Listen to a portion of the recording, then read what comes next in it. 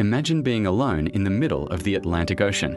No food, no water, no land in sight. 27 days. That's how long David Thompson survived when his small fishing boat capsized. And what he did to stay alive will shock you. David was a 28-year-old fisherman from Ghana. He had been sailing the Atlantic for years, always confident in his skills. Fishing wasn't just a job, it was a tradition passed down from his father and grandfather. He knew the ocean like the back of his hand. On that fateful morning, the sun was shining, waves gentle, and the horizon calm. He set out with a small boat, planning a short trip to catch tuna. The villagers waved goodbye, little knowing this would be the last normal morning of his life. By noon, dark clouds gathered suddenly. The wind picked up faster than any storm David had seen. Waves rose higher than the boat itself. Panic gripped him as the small vessel rocked violently.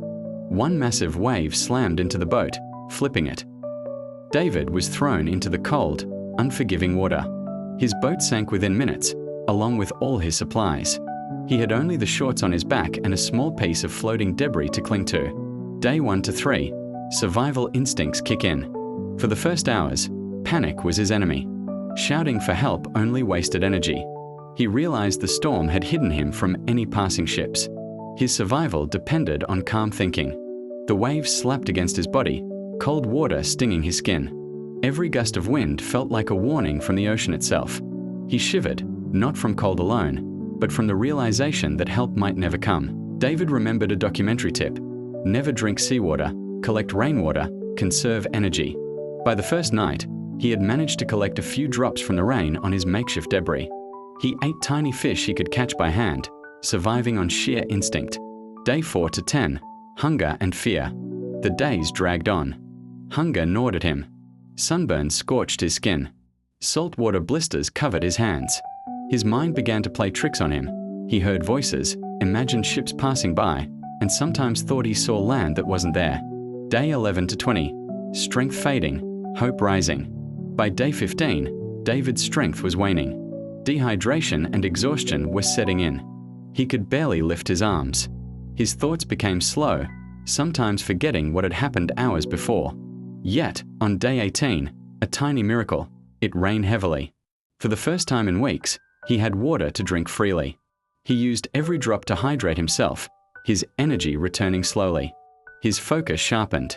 He knew he had to reach land, or he would never survive. Day 21 to 27, sight of land and the impossible rescue. On day 22, David thought he saw a small island in the distance. He paddled toward it with all remaining strength, using debris as a makeshift paddle. Waves tossed him back several times, but he refused to give up. By day 27, weak and barely conscious, he reached the shore. He collapsed. He was alive. Against all odds, he had survived 27 days lost at sea. Doctors later confirmed what seemed impossible. His heart had slowed to an undetectable level during the storm, making him appear dead at one point. Survival at sea this long is extremely rare.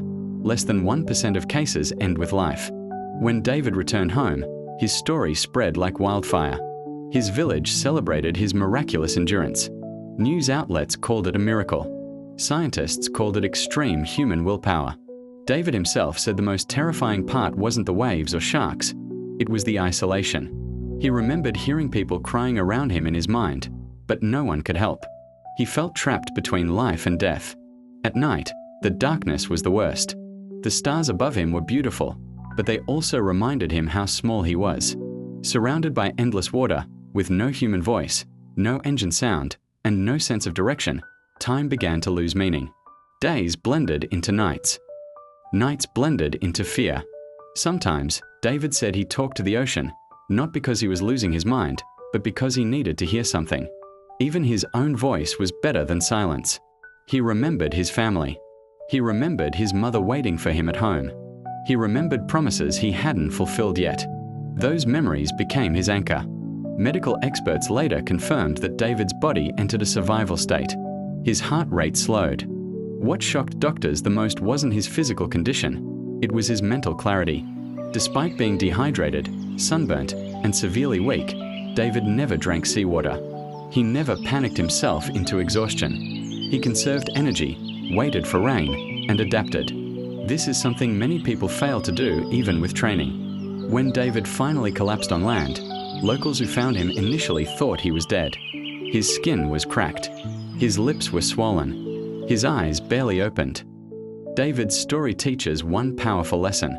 Even when everything seems impossible, human willpower and determination can overcome the unthinkable.